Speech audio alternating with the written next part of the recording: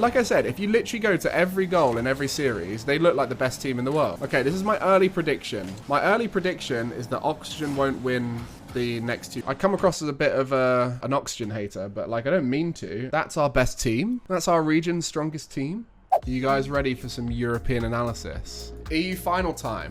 You guys ready?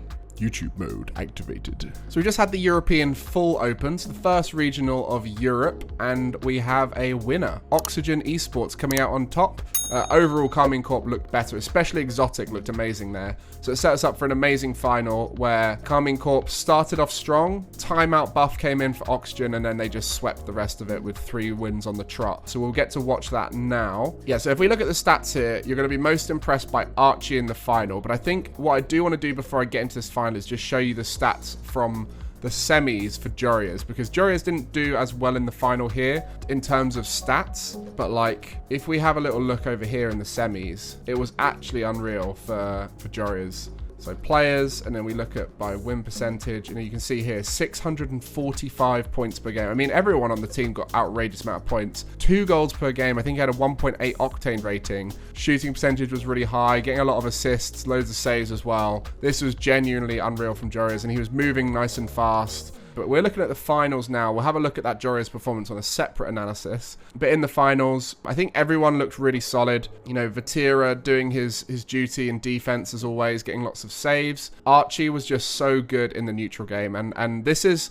where Archie is going to be underrated. Archie has mentioned multiple times that he's had to be the most mechanical player on his team in the past, whereas now he doesn't have to be. And Archie's greatest asset has been his read of the play, his neutral game and decision making, and his ability to fill around his teammates. And you'll see that a lot in the gameplay, where Oli and Joriah's have got on the ball potential. So when they're in space with the ball in control, they are dangerous, and that's why they got so many shots. You can see they're averaging over 10 shots per game and not getting many against them. So this is a winning formula as long as they play this neutral game style well, which is where Archie's super vital to the team's success. So we'll get to see that in a bit. In terms of stats here, looking at the boost amounts, nothing standing out. Quite a low pad pickup from Exotic here. You know, this ratio here could be a bit better. You know, Oli taking a hit and not getting big boosts means he's going to be getting pads more. And then we'll have a look at some movement and positioning. Everything's looking pretty balanced. You can see Oli's playing the midfield a lot because he's playing on pads. Archie's the deepest. I mean, they're all getting behind the ball quite a lot. You can see the difference here is this is probably because the ball was quite often in the KC half, but you can see that the Oxygen players are getting behind the ball. But yeah,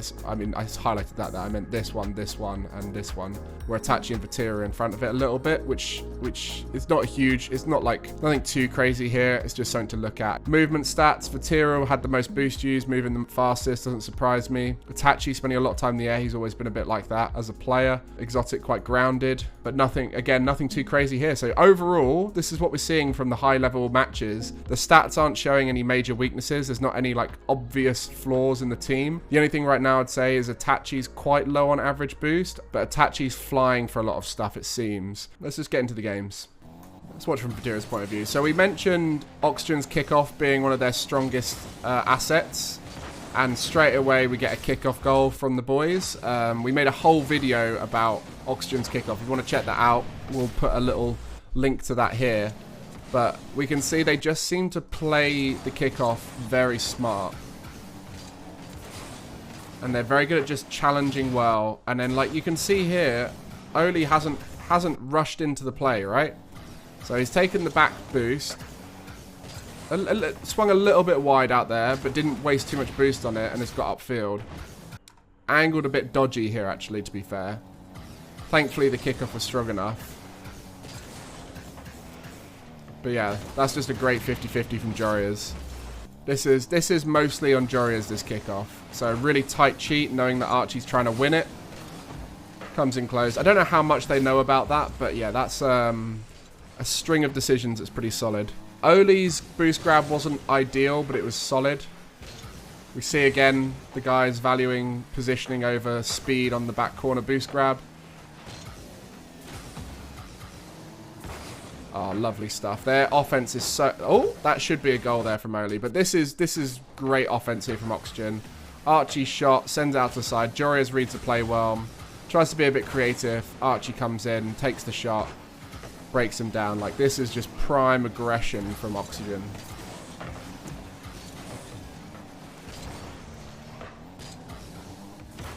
Oh, beautiful 50 from Archie. That's a poor touch from Oli here. Yeah, I mean, this all just comes back to that missed shot. Like, this has then put him in a really awkward position as he's not able to get any boost anywhere.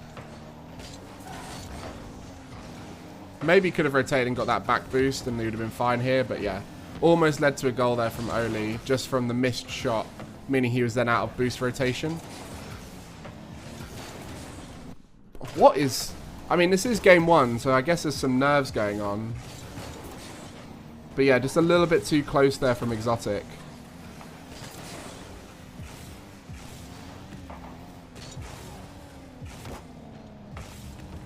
Good 50. Good speed from Itachi. Big mistake from Oli. Yeah, so some big flaws in both teams. Like, we're only a minute in and we're seeing some big mistakes.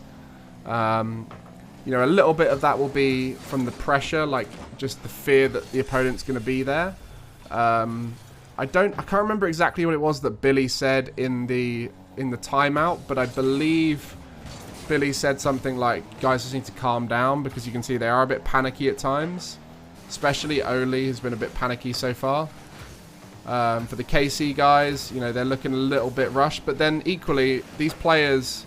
Some of them are used to being in finals, but like overall, these are not your common final teams. You know, I think Vatira made a lot of finals last season. Archie's made a lot of finals. Joriah's made a few here and there.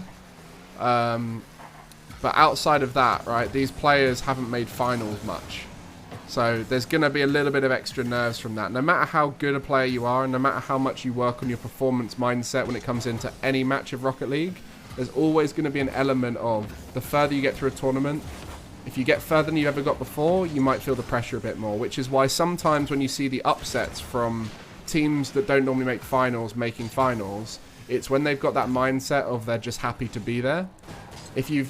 But for these two teams, it's slightly different because they're expected to do well. So they've come into this season of RLCS thinking we can be a top team in Europe. And now that they've made that stage, they're feeling that pressure a little bit, it seems. And you could see that by the way Oxygen were reacting in the cameras. They were very locked in. When they were scoring, it meant a lot. They were very passionate about it. So there has been a lot of mistakes and decisions that are a bit dodgy just due to the pressure, I think, so far.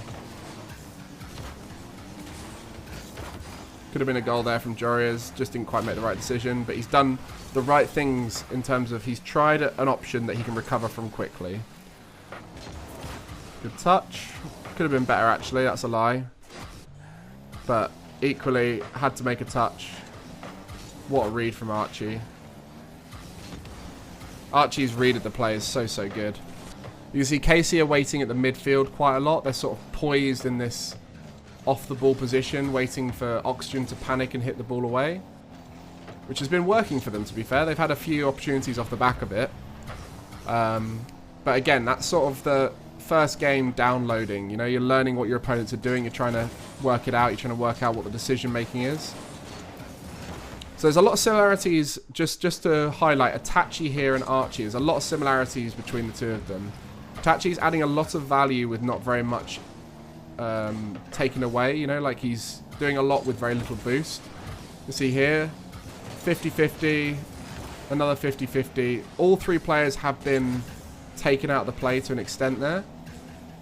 I think Vatira and Exotic will play off of that a bit at times, but if not, it's fine. It resets back to neutral, right? So Itachi is playing the neutral game well, where Archie's doing a similar kind of thing. You can see Itachi's being very efficient with his boost, saving boost up to be able to come in and get a good challenge. You see a good challenge here, just delaying his approaches, changing up the way he goes for those challenges, which is really nice. Very much an undervalued part of Rocket League. Yeah, very different role. I don't say it's a different role. Like, he used to do this pretty well. I think Nolly did a bit more of it back on old KC, so I don't think Itachi had to do it as much. But with Exotic, he's trying to set up Exotic, Vatira as well. You know, like they're trying to facilitate each other a bit more, and Itachi's way of doing that is by going for those 50-50s and Really looking to draw in players and create space. Good pre-jump from Oli. Nice idea from Itachi. So yeah, you can see what's happening here. It's now that the teams have settled down, we're starting to see a little bit more control. There's definitely a bit of first minute jitters from both teams, but it's looking to be a lot more controlled now. I'm going to skip ahead through the overtime to try and look at the shots and see what's happened here. So this is a save coming up here. It's probably just going to be a 50, yep, just a 50-50. Again, it's that kind of difference in Joriah's that I'm seeing today, well, on this day compared to what we saw before, is that movement speed, right? We spoke about Joriah's biggest flaw being the fact that he's quite static. Just look at how different it looks when he's moving around the pitch at speed. Right? It's so much scarier. The amount of boost he saves, the recovery speed, the options he can provide. And like a lot of his mechanical outplays that we saw were much snappier, much faster, and much scarier. I wonder how much of that was conscious and how much of it just sort of happened. You know, like, did he have a good day and because he was having a good day he was just playing faster? Or did his coach or Archie or Oli say something to him? Maybe even off the back of Archie watching my analysis of him, you know, like it could literally be anything. All it took was someone to just say to Joriah, just play with a bit more speed, mate. And maybe that was enough. But honestly, with these guys, some of these pro players, I wouldn't be surprised if it just sort of happens, you know. Sometimes they just have a better day and they just play faster. Oli sends that forward. Joriah's lurking upfield again. What is so key about Joriah's right here? He's just moving with speed. Doesn't matter if it misses or he fails. He's just moving. He's just going, right? Joriah's with speed is scary. Maybe it's hours thing, right? Maybe by having more hours, he's feeling a bit like he can move faster and feels more comfortable moving fast. Right, let's have a watch of the KC win. I want to watch a bit of a Vatira here. Yeah, you can see both teams. Like, if you guys just take a moment to look at the boost up in the top corners. And wait, up here and over there. And if you have a look at the amount of boost that the players have. Wait, this is the K-Corp win, right? My bad. If you have a look at the boost up at the top. Over there and there. You'll see the boost amounts are always unique. Right, and that's a good sign for a team. If you're seeing the players all have unique numbers of boost, then that means that they're using the amount of boost that is required and not the amount of boost that they have. If you see a team that's got bad boost management, you'll tend to see it at 100 to 80 and then at 0. 100 to 80, then at 0. Sometimes you'll see them in the like 0 to 30 range as they play with pads. But like, if you look up, it's always a different amount, right? They're very rarely in certain areas of the boost amounts. I tell you what would be interesting boost analysis would be to look at which decile of boost that the players tend to sit in. And if it's balanced across the board or like fairly variable, then that's probably a good sign of boost management, right? Like if you're in the 1 to 10 as much as you're in the 10 to 20 as much as you're in the 20 to 30 range and stuff like that. Really nice pass from Itachi, great speed from Vatira. So yeah, Oli sometimes trying to play too fast, which is leading them to give away the ball. That was fine, force them high. Let's see. That dodge was a little bit rough because it put him in a weird position, right? Like, if he just hovers here rather than dodging, I think he meets Itachi at that ball because the dodge threw him off a lot. And then Archie, this is a tough old touch to make. He's got to read that off the back wall. So, yeah, good play by Itachi. A little bit of a mistake from Oli to dodge from the back corner boost. But it's, in a way, it's just a kickoff goal. Like, there's not a huge amount you can do there. Okay, so I'm not a big fan of this. I've spoken about Oxygen's kickoff. I've only spoken about the single diagonal kickoff. This, I'm not a big fan of this style of boost grab, especially with the way Archie's playing this kickoff. If you're trying to put the ball over here, this turn is fine because you're moving into that space. Then Oli can look to rotate out via that pad or look to cheat to this boost here. And then Archie can rotate back that way, so you have the pitch well covered. But if you're planning to put the ball over that way, then I believe the half flip into net this way is the better option, because you're then the defensive player, right? So if we watch this back from Archie's point of view. So this puts him on the back foot here because he loses it to the corner behind him, which is where Vatira is going to end up going. Vatira then gets that ball for free, and they're now on the back foot. So this is a bad kickoff here from Oxygen. I've praised them for their kickoff, but realistically, I only praise them for the single diagonal. I'm not trying to, like, cover my own choices, but the double diagonals and the long kickoffs are where you can be quite creative and try different things. But yeah, that needs to be worked on by them. They need to be in sync with the decisions they're making in terms of cheat with the decision they're making on the kickoff, because Archie made a very conscious decision to put that into the corner. So a few kickoff goals this game has really put Oxygen on the back foot. I did tweet out kickoff cringe about KC, because they did have some good kickoffs, to be fair to them. So I don't know how much is kickoff strategies, how much is deliberate, how much they planned.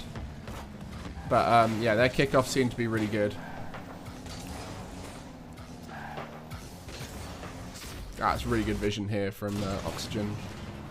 Joriah takes 2 players out there. Unfortunately, Itachi spawned, I think, there. Was that?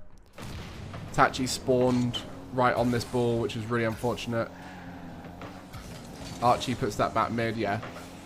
A little bit unfortunate for KC, but then equally... yeah, to be honest, it's just a bit unfortunate. Like, Oxygen have punished them for unfortunate circumstances.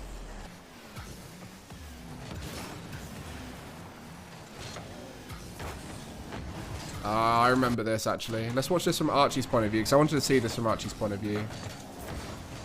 He knew that Itachi was close, and so he was trying to slot that one in the bottom corner.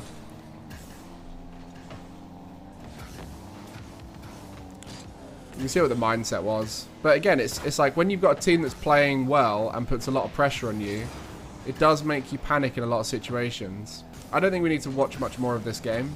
I think we're seeing the general trends here. Let's watch penultimate game. What's up, it's Marv. How you doing? Good block from Archie. Yeah, the amount of times you'll see Archie going for 50-50s is a massive factor to their success. Just look, everything he's always getting a 50-50 out of it, at least. Joriah's in the Oxygen Esports decal.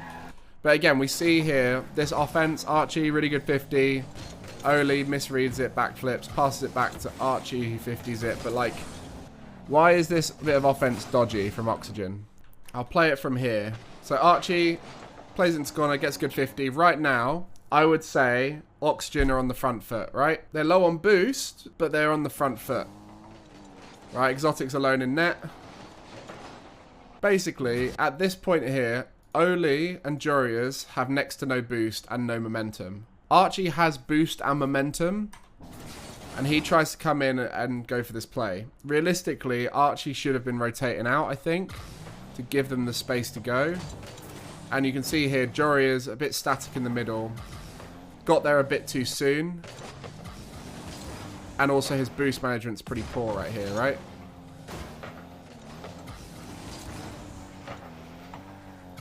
So this is pretty poor boost management from Joriah's in the middle. Good from Archie. Plays the 50. Recovers. Gets the 100.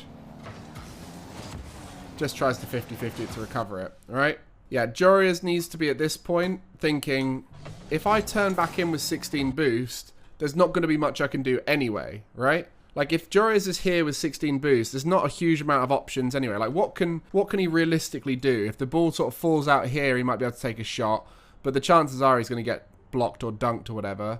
If the ball goes onto the backboard, he can't do anything. If the ball goes towards the keeper saves it away, he can't do anything. If the ball goes high into the corner, can't do anything. If the ball goes up the wall here, can't really do anything. Someone else will probably be first to it. Like, there is very few things that Joriah's can do in this situation on 16 boost, right? So this is where, like, habit forming from Joriah's, this is, you know, like, Joriah's played super well in the semi-finals, and I had a lot of concerns around him as a player, and, like, He is the best on-the-ball player with boost, in my mind. Give Joriah's boost, space, and the ball. He will do more than most players. But in this situation, this comes from bad decision-making, right? And if we run it back, here's when he had 100. 100 boost, in space, tried for the shot. Wasn't typical Joriah's level, but you can see what he's trying to do. He's trying to just clang it towards the net. And it actually took multiple players out of the game, pretty solid. At this point, recovery speed. Get out, pick up some pads. Like right now, he should be, like he's more than welcome to like hover here to try and be an option in case there's a redirect. But pick up this pad, pick up this pad, pick up this pad, pick up this pad, pick up this pad, whatever it is. But he needs to be accumulating boost, not using boost as he comes out here. See here, Oli's doubles missed. And at this point, rather than boosting out the play, because all he's going to do is boost out the play, stop, and turn back in, he needs to just chill out and rotate out a bit slower here. Because he's just used 30 boost to rotate really fast, stop it and come back, right? So all of that momentum he's gaining by going back is not useful momentum. So I'm being very aggressive on his play here, because actually this is an example of what Oli's been doing a lot of, right? Poor play from Oli. Right? You can see, like, what are the options for Oli here when he turns back in on 18 boost? Firstly, he should have more boost. That's not very efficient there. And then as he's rotating out, he's not accumulated any boost. So then when he goes for this, it's pretty dodgy, right? So this is my main concern for Oxygen, is they are doing some dodgy offense at times. The thing is, they're making up for it with how good they are when they're given the ball in space. Like, compared to what FaZe were doing, like, FaZe looked way better than this in North America, right? And I don't know how much of this is underperformance in the final, because we'll analyze the semi-finals against Quadrant soon. Obviously, Quadrant not as tougher opponent potentially as KC, so they're not going to feel as pressured. But, like, I want to see how much of this performance in this match is replicated in the match where they played super well, because, like, they look great in the highlight moments, right? Like, if I skip to every goal, I bet you guys will think Oxygen look like the best team in the world, right? Right, like, look at these. Oxygen look like the best team in the world when we skip to the goals. Like, look. Like, if you like I said, if you literally go to every goal in every series, they look like the best team in the world, right? Because when they've got space and boost and the ball, they look amazing. Let's skip forward to the final goal. Okay, it's just a 0-second play. Still, Archie up the air, forces Itachi. They're fast. Oli beats them for the ball. They look great, but I don't think they were challenged as much. This very much reminds me of old FaZe.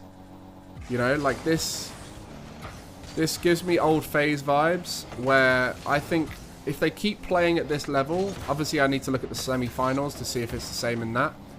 But if they play at the level they're playing in this series, I do see teams sussing them out.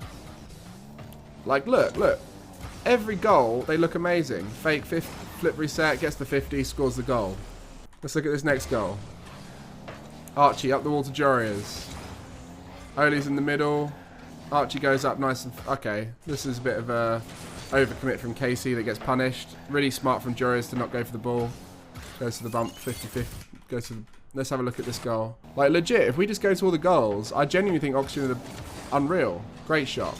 Great punish, but again... overcommitment from KC. Yeah, like, it's good. It just does remind me of FaZe last season, of the structures alright. It's just a lot of, like, let's turn this into a goal decisions that lead to overcommitment. But it's like overcommitment in a way they might not even notice, like around their boost management, around their decision making to go. It's a very unique playstyle compared to what has traditionally stood out in Europe. And both KC and Oxygen are showing a lot of overcommitment. And getting punished for it by each other, but in a way that's like their teams are winning with 4 goals and stuff like that, which is, I'm not saying it isn't like a normal final, but normally finals are a lot closer than that. There's a lot more 1-goal games. But this was very much just each game was just goal after goal after goal. Oh, this was the Joriah save, right? Went for the bump. Lol. happens. Okay, this is my early prediction. My early prediction is that Oxygen won't win the next 2 regionals. I think they could. I think if they step up their own game plan, they could. If they play the way they are right now, I don't think they'll win the next 2 regionals. I need to see the semi-final to see if they've got a solid game plan in them. Because I know they weren't happy with their performance in the final, which kind of comes with nerves a little bit. And I think what Billy said in the interview afterwards was that the way, you know, they've got the monkey off their back of winning a tournament, right? So now they're feeling a bit more confident in themselves and they can just, you know, play well and not have to worry about winning a regional because they've already done that. And honestly, I see them getting upset in qualifiers a bit, you know, in like Swisses. I could see them getting beaten by a team that they just don't expect to get beaten by. Just because this play style is chaotic and it's so reliant on you playing at your best, which in Swiss is quite hard to do for multiple series. So that's my takeaway. I think it's exciting to have a team like this that's a highlight reel worthy team where every single goal is a highlight. My concern though is that it's going to be inconsistent still, and that a team with structure that's able to take control of the ball for less boost and go for things like bumps off the ball and go for stuff like that, I think they could get punished. And when you look at this final, it was 2 teams where the rosters hadn't played much together. So the fact that their structure and decision making is a bit off isn't surprising. But what you can see is the raw talent and ability of those players clearly showing, and is the reason why both of them made it to the final, because individually they are all exceptional players. The fact that both Oli and Exotic stepped up, maybe not so much in this final for Oli and Exotic, but like in the semi-finals, Exotic stepped up hugely. Oli looked amazing. Like, these players are the question marks on both those teams, right? Like, Itachi on K-Corp did well. Vatira on...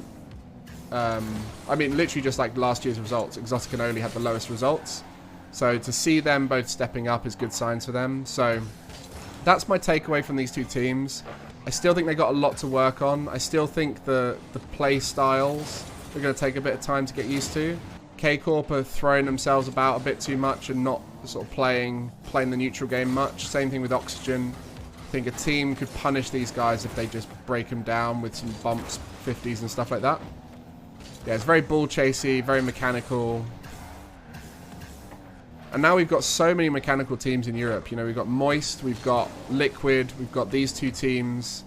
So it's now a chance for the structured teams to figure out what they're doing. Like, Quadrant, to an extent, are a structured team, but they looked a little bit